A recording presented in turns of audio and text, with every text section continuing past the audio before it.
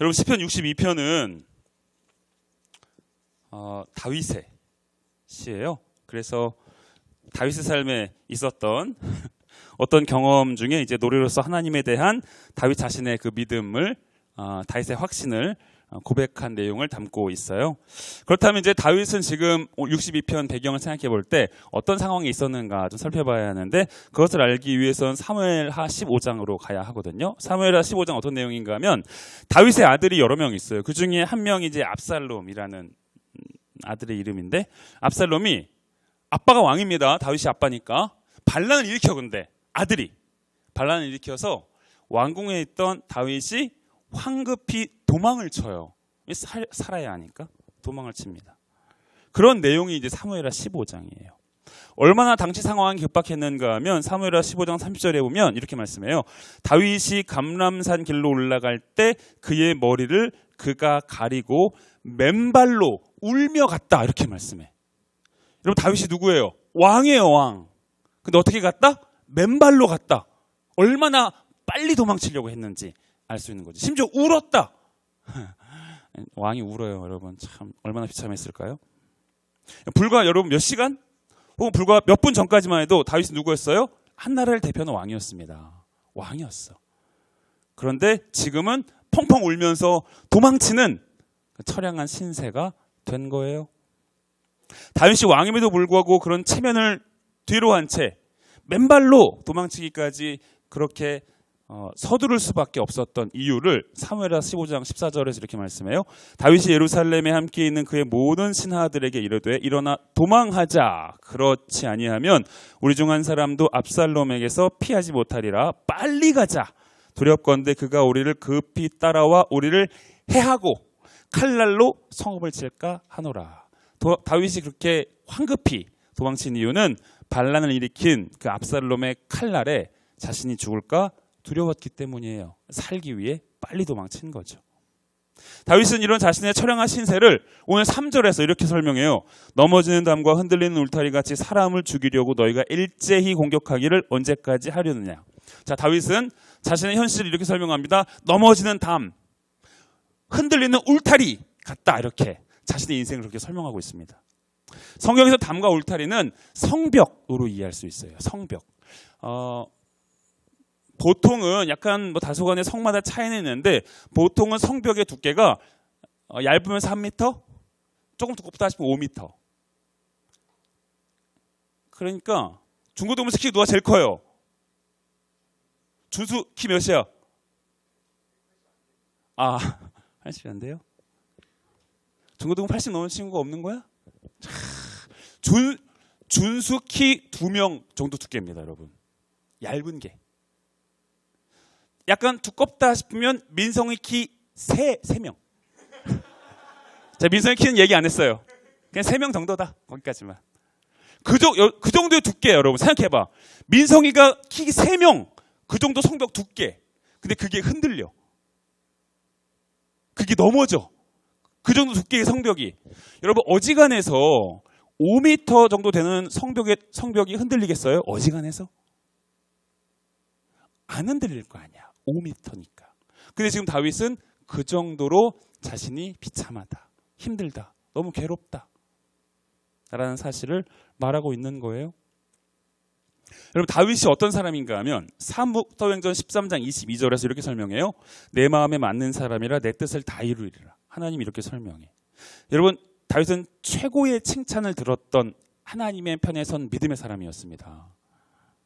모든 것을 다 가진 이스라엘의 왕이에요. 다윗은 하나님 앞에, 사람 앞에 존경과 칭찬을 들었던 사람이에요. 모든 것을 다 가진 사람입니다. 그런데 그런 다윗의 삶에도 어려움이 있다. 그런 다윗의 삶에도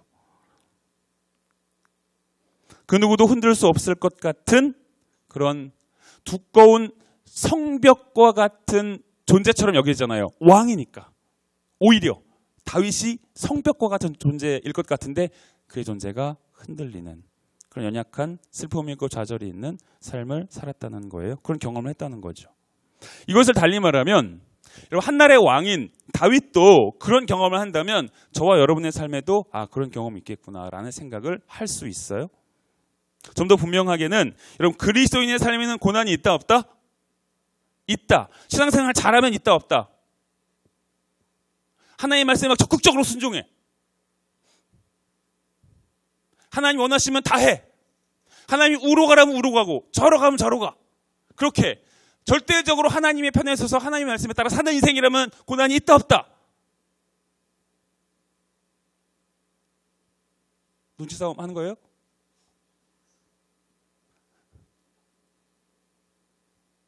사랑하는 연승아! 전 오랜만에 어디 연승이를 찾아요. 우리 연승이. 넌 어떻게 생각하니? 아, 있을 것 같다. 회장, 어떻게 생각해? 생각한 거야? 따라간 거야? 고난이 있어요, 여러분. 고난이 있습니다. 베드로전서 4장 12절 사랑하는 자들아 너희를 연단하려고 오는 불시험을 이상한 일 당하는 것 같이 이상히 여기지 말아라. 사랑하는 자들아. 이 사랑하는 자들이 누구예요? 하나님의 백성들아. 하나님의 자녀들아. 그리스도인들아. 너희들을 연단하려고 오는 불시험이 있다. 이런 불시험입니다. 적당한 시험이 아니야. 견딜 수 없을 정도로 우리를 힘들게 하고 아프게 하고 괴롭게 하는 그 불시험이 하나님의 사랑을 받는 이들에게 있다. 그렇다면 저와 여러분에게도 그런 불시험이 있는 거예요. 그런데 이상한 일같이 여기지 말래 그거를. 왜요? 너무 당연하니까. 그리스도인에게 있는 불시험은 너무 당연하니까.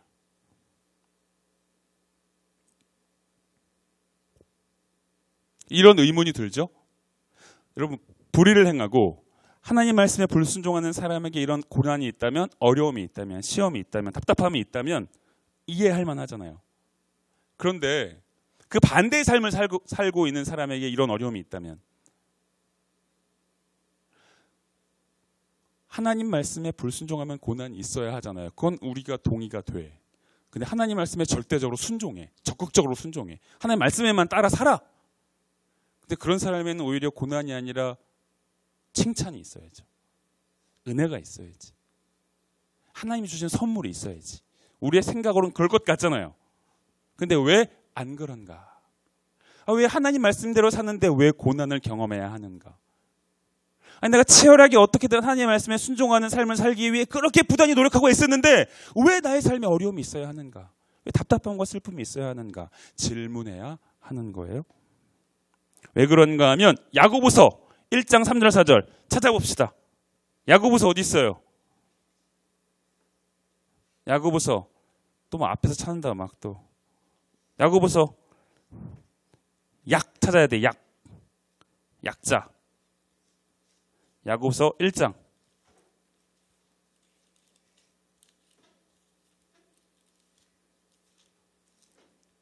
찾았어요?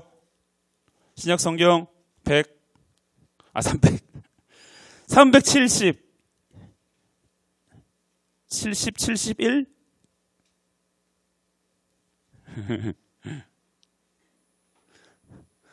다 찾으신 줄 알고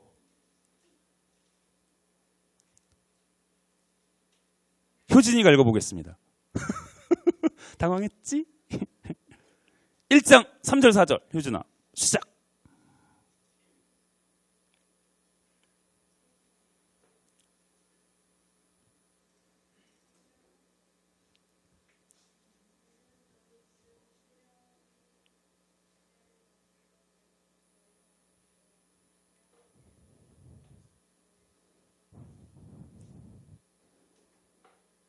그렇지. 아멘. 좋아요.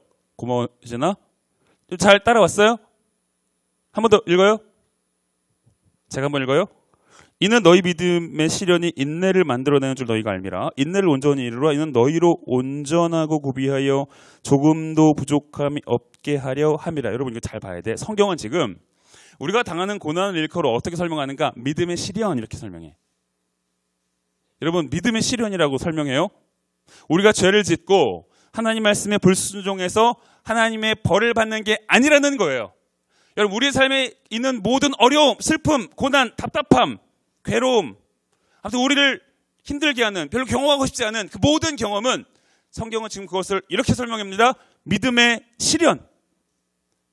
불순종의 결과로 받는 처벌이 아니라 믿음의 실현이다.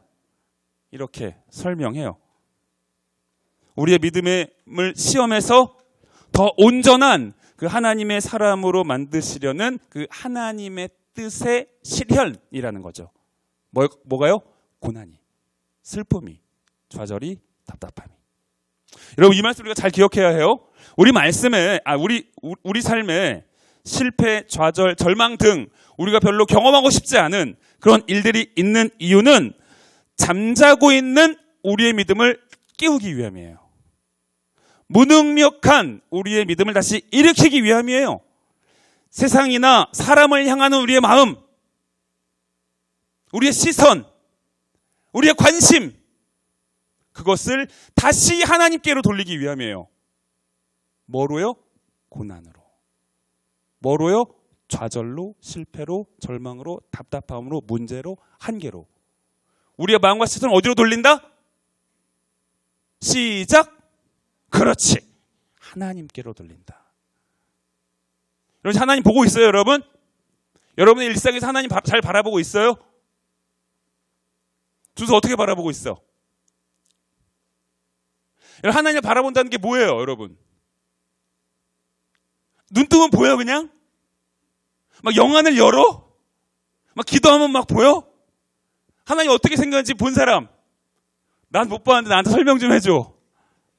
난 신앙생활 오래 했는데 왜 안 난 신학도 공부했잖아, 심지어. 근데 왜 안 보이는지 모르겠어. 제 믿음이 작은가? 하나님 본 사람 있어요, 여러분? 하나님 본 사람. 남들은 손을 안 들고 있을 때 당당히 저는 봤습니다라고 말할 용자가 여기 있나요? 하나님 본다는 말이 뭐예요, 여러분? 뭐라고요? 못 들어요. 하나님이 하나님이 죽었어. 하나님이 뒤졌어요? 그래요? 아니에요? 미안해, 오해했어요. 그러면은 좀 더 하나님이 내가 죽어야 한다. 그걸 말하고 싶었던 거지. 그렇지. 일단 포장을 좀 해봐야 될 것 같아요. 하나님 본다는 말이 뭐예요, 여러분? 하나님 본다는 말이 뭐야? 하나님 보려면 어떻게 해야 되는 거야? 우리 그런 말 많이 하잖아. 하나님을 바라봐야 합니다. 많이 하잖아, 그런 말. 어떻게 이해해야 돼, 그거? 준수야, 우리 그런 말 많이 하잖아. 하나님을 봐야 합니다. 어떻게 이해해야 돼? 중심을 하나님께 드린다? 하나님 생각하면서 그냥 모른다야. 회장, 하나님을 바라본다. 어떻게 이해해야 돼? 좀 더 살을 붙여봐. 살 붙여. 요 살 붙이면 돼. 좀 출발은 좋아. 믿음?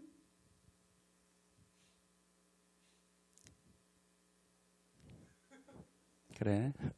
여러분 하나님 바라본다 어떻게 하는 거예요? 알려드려요? 이영기 목사님께 물어봐. To be continue. 다음 주 꼭 와야 돼. 이영기 목사님한테 그거 들어야 되니까. 다음 주 꼭 오세요? 미안합니다. 하나님 우리 눈에 보여요, 안 보여요? 안 보입니다. 하나님은 실체가 있어요, 없어요? 없습니다. 하나님 영이시잖아. 실체가 없어. 그럼 성경이 하나님을 바라본다라고 말할 때 그걸 우리 어떻게 이해해야 돼? 하나님이 우리 눈에 보이게 오셨어. 그분이 누구예요? 예수님이지. 그렇지. 예수님이 요한복음에서 예수님을 뭐라고 설명해? 요한복음 1장에서 예수님이 뭐다? 그렇지, 말씀이다. 그럼 하나님을 바라본다, 이거 뭐예요? 그 말씀을 봐야 되는 거지. 여러분 말씀을 보고 계세요? 여러분의 일상에서 말씀을 가까이 하고 계세요? 지금 Reading Jesus 가까이 하고 있는 거예요? 지금 잘 읽고 있죠? 제가 확인은 어렵지만 사랑하는 중고등부는 잘 읽고 있을 거예요, 아마. 여러분 그게 하나님을 가까이 하는 겁니다. 하나님을 바라보는 거예요. 그렇게 말씀을 가까이 하면서 우리의 생각과 시선을 계속 하나님께로 돌리는 거야. 하나님을 향하는 거예요. 말씀을 가까이 하면서. 여러분 그렇게 하시려고 우리 삶에 고난이 있는 겁니다.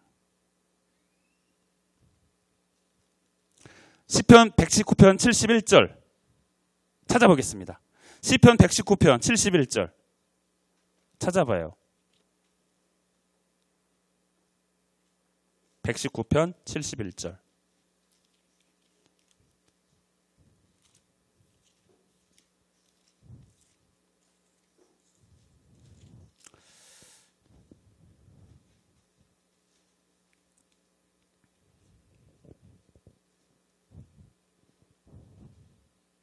제가 읽어요.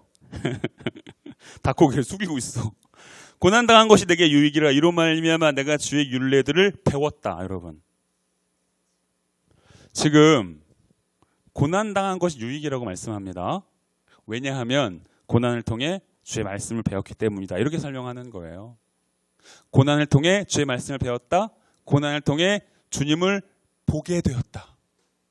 고난을 통해 주님을 바라보게 되었다. 여러분 고난을 통해. 그래서 고난이 있는 거예요. 여러분 그래서 여러분 고난을 통해 우리가 하나님의 뜻을 깨닫습니다. 고난을 통해 하나님의 마음을 이해하게 되는 거예요. 그래서 고난을 일컬어 지금 성경은 어떻게든 피해야 할 것이다. 우회해야 할 것이다. 돌아가야 할 것이다. 어떻게든 안 당해야 한다. 이렇게 말씀하지 않고 고난을 당해라. 왜냐하면 유익이 있다. 주의 말씀을 배우니까. 주의 말씀을 깨달으니까. 주의 뜻을 알게 되니까 고난을 당해라. 이렇게 말씀하는 거예요. 지금 여러분 지금까지 고난 잘 당하셨어요? 고난 중에 여러분의 마음과 시선이 말씀을 향했어요? 혹시 고난 있을 때 화만 내고 멈췄어요? 짜증내고 멈췄어요? 에이씨 욕하고 멈췄어요? 여러분 뭐 욕할 수 있죠. 우리 연약하니까 화낼 수 있지. 짜증낼 수 있지. 맞아요. 그럴 수 있어. 하지만 거기서 한 걸음 더 들어가야 돼. 하나님을 향하여. 한 걸음 들어가야 돼. 다시 한번 우리의 마음과 시선을 말씀으로 돌리는. 여러분 그럴 때 고난이 우리의 삶의 유익의 결과를 냅니다. 그치 시우야? 고개 끄덕였어요.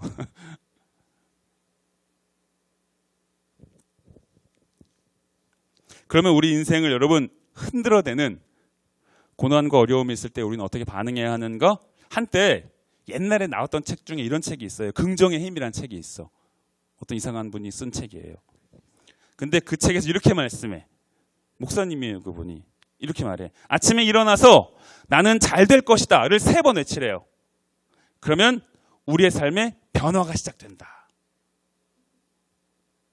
모든 어려움을 이겨낼 힘이 생긴다. 이렇게 말해. 그럼 내일부터 아침에 일어나면 꼭 나는 잘 될 것이다 3번 외치세요. 그럼 우리의 삶에 변화가 시작돼. 긍정의 힘. 여러분 이 책이 우리 한국 기독교 역사에서 제일 많이 팔린 책이야. 기독교 도서로는 100만 부 넘었습니다. 그런 책이 없어요, 여러분. 근데 그렇게 많이 팔렸어요, 이 책이. 긍정의 힘. 이 책은 꼭 읽지 마세요. 읽으면 안 돼요, 여러분. 이 책 읽으면 큰일 납니다.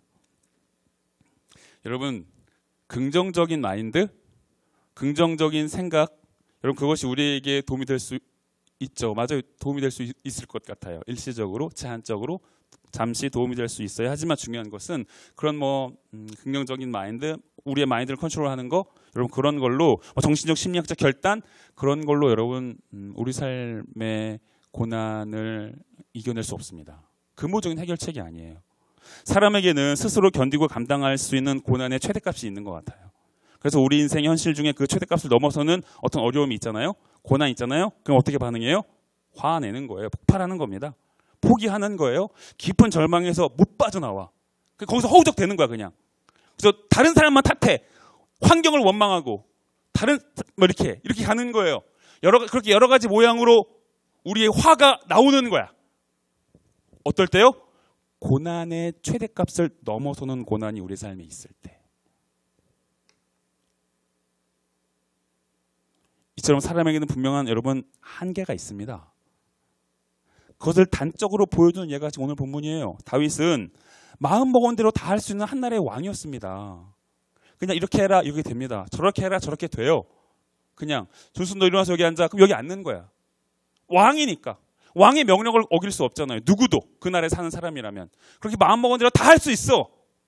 그런데 그 왕이 지금 쫓겨납니다. 여러분. 도망가요. 숨어. 심지어 자신의 처지를 인하여 울어. 왕이. 여러분 사람은 다 이렇게 연약한 겁니다. 사람은. 우리는 주변에 어떤 사람들을 보면서 저 사람은 나와 다르다고 생각하는 경향이 있어요. 집이 부자니까. 가진 게 많으니까. 많이 배웠으니까. 주변에 친구가 많으니까. 가정이 화목하니까. 걱정 없이 사는 것처럼 보이니까 등등.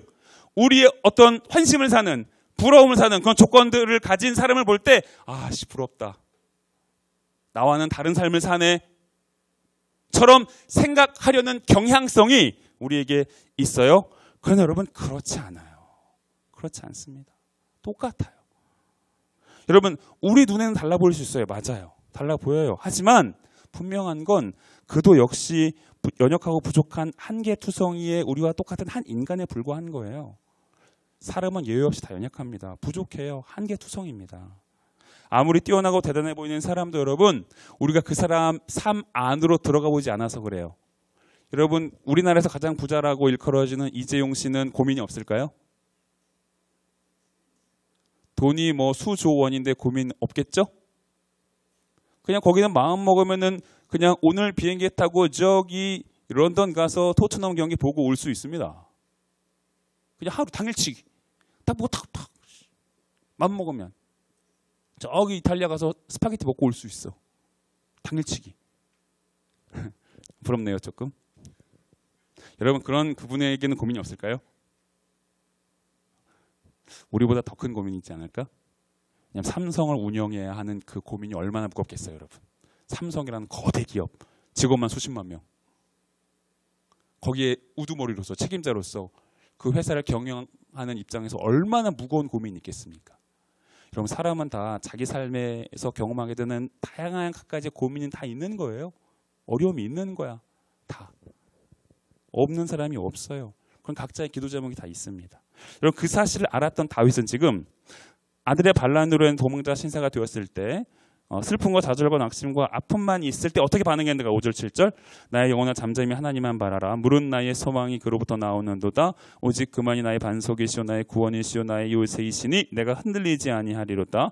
나의 구원과 영광이 하나님께 있으며 내 힘의 반석과 피난처도 하나님께 있도다. 이렇게 고백합니다. 힘들 때 괴로울 때 5m의 성벽이 흔들릴 정도로 그렇게 무거운 삶의 짐이 있을 때 그는 나의 소망이 하나님께 있도다. 하나님만이 자신의 힘입니다.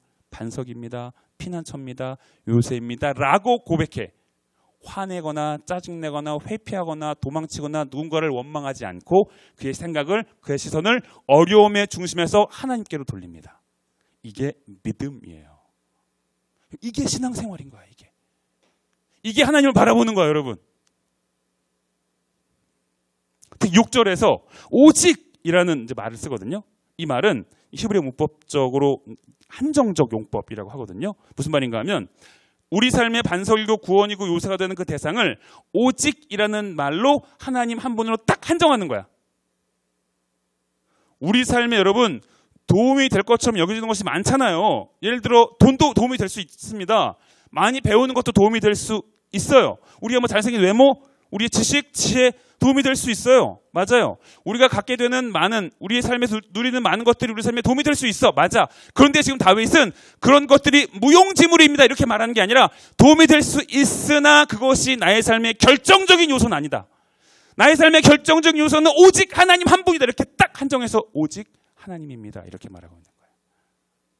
다른 것은 다 상대화시키고 하나님만 절대화시키는. 여러분 그런 믿음의 고백이 있으세요? 나의 삶의 도움은 오직 하나님입니다. 나의 삶을 다시 일으키실 분은, 변화시키실 분은, 바꾸실 분은 오직 하나님입니다. 나의 삶의 요새시요, 피난처요, 반석이요, 힘이 되시는 분은 다른 것이 아니라, 삶의 변화가 아니라, 환경의 변화가 아니라, 어떤 환경에 있다 할지라도 그곳에서 하나님이 나의 힘입니다. 하나님이 나의 소망입니다. 이런 믿음의 고백. 다윗은 지금 그거 하고 있는 겁니다, 여러분. 그거 하고 있는 거예요. 다윗이 왕입니다. 지금으로 하면 그의 주변에는 서울대 나온 신하들 얼마나 많았겠어요. 박사 학위를 가지고 있는 신하들, 정말 뛰어나다라고 말해도 부족함이 없는 사람들이 엄청 많았을 거예요. 그래서 도망치고 있지만 그 상황을 객관적으로 딱 판단해서 어떻게 상황을 역전시킬 수 있을지에 대한 전략을 그릴 수 있는 뛰어난 신하들이 많았을 거예요. 그런 다윗은 지금 그런 신하들을 의지하지 않고 그의 생각을, 시선을 철저하게 하나님께 돌립니다, 여러분. 하나님께 돌려요. 그래서 1절에서 하나님만, 2절에서 오직 그만이, 5절에서 하나님만, 6절에서 오직 그만이라는 말로 계속 한정적 용법을 사용해서 하나님만 나의 소망입니다, 힘입니다, 반석입니다, 요새입니다, 피난처입니다 라고 반복해서 고백하고 있는 거예요. 오늘 보면 5절에서 보면 한글 성경이 잘 드러나지 않는데 영어 성경 보면 이렇게 설명해요. 미안해, 영어 저 진짜 못하나 좀 읽어볼게요. Find rest, O my soul, in God alone이라고 해요. Find rest, O my soul, in God alone이라고 해요. 쉼을 찾아라, 나의 영혼아, 오직 하나님 안에서. 이렇게. 나의 영혼아, 쉼을 찾아라. 어디서요? 하나님 안에서. 여러분들 쉼을 어디서 찾고 있어요? 사람에서 찾고 있어요? 게임에서 찾고 있어요? 뭐에서 찾고 있어요? In God alone, 여러분. 하나님 안에서 찾아라. 거기에 참된 쉼이 있다는 거예요. 우리의 영혼의 쉼이 거기 있다는 겁니다, 여러분. 나와 우리 가정의 모든 문제의 답을 어디서 찾아라, 여러분? 하나님 안에서. In God alone. 나를 힘들게 하고 무기력하게 하는 모든 것으로부터 해결책을 여러분 어디서 찾아야 돼요? 하나님 안에서 찾아야 돼요. In God alone. 하나님 안에서. 몸도 마음도 지쳐서 하루하루 힘겹게 사는 우리 자신을 위한 그 영혼의 안식을 어디서 찾아야 돼요? 하나님 안에서 찾아야 됩니다, 여러분. 하나님 안에서. 우리의 모든 두려움, 우리의 모든 걱정, 우리의 모든 염려, 여러분 그것을 떨쳐버리기 위해 우리의 인생을 어디로 가져가야 돼요? 하나님 안으로 가져가야 되는 거예요. 하나님 안으로. In God alone. 여러분. 하나님 안으로. 무너진 하나님과의 관계, 세속화되어 버린 나의 인생, 나의 마음, 나의 삶, 나의 믿음의 회복을 어디서 찾아야 돼요? 하나님 안에서 찾는 거지. In God alone, 여러분. 다른 건 없다는 거야. 다른 곳에는 하나님께만 있다.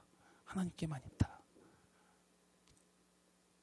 여러분, 하나님이 우리의 유일한 소망이라는 고백에 만족하지 않으면 좋겠습니다.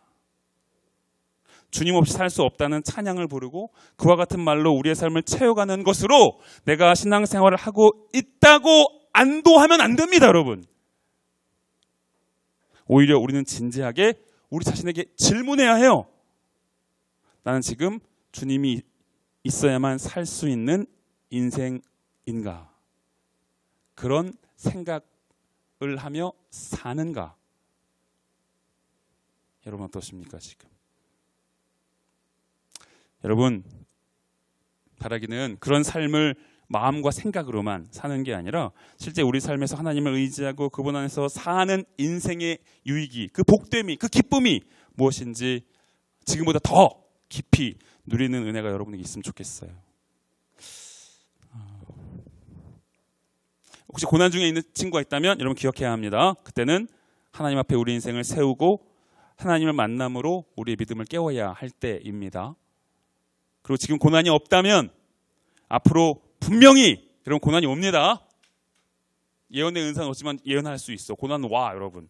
분명히 언젠가 옵니다. 여러분 대학생이 되었을 때, 고등학생이 되었을 때, 그 이후 인생 언제든 옵니다, 고난이. 그때 우리는 기억해야 해요. 우리가 서 있어야 할 곳은, 그 고난을 경험할 때 우리가 서 있어야 할 곳은 하나님 앞이에요. 하나님 앞.